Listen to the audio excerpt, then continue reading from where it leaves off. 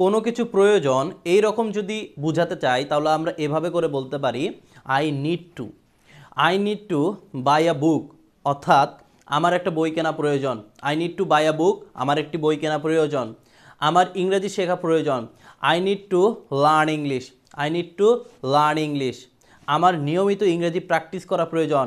I need two practice English regularly. আমার কাজটা শেষ করা প্রয়োজন। I need to do the work, I need to do the work. অর্থাৎ কোনো কিছু প্রয়োজন, কোনো কিছু করতে হবে, এই রকম যদি বাক্য তৈরি করতে চাই তাহলে আমাদের ব্যবহার করতে হবে আই নিড টু। এরপরে আমার বিশ্রাম নেওয়া প্রয়োজন। I need to take a rest, I need to take a rest.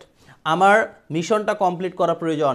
I need to complete the mission, I need to complete the mission. আমার কাজটা শেষ করা প্রয়োজন।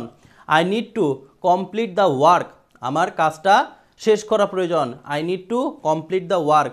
অর্থাৎ প্রয়োজন বোধে যত ধরনের শব্দ রয়েছে, অর্থাৎ আমার এই কাজটা করা প্রয়োজন, আমার খাওয়া প্রয়োজন, আমার যাওয়া প্রয়োজন, আমার এটা করা প্রয়োজন, আমার ওটা করা প্রয়োজন, যে কোনো ধরনের প্রয়োজন, এই ধরনের শব্দ যদি আমরা তৈরি করতে চাই আমাদেরকে ব্যবহার করতে হবে আই নিড টু।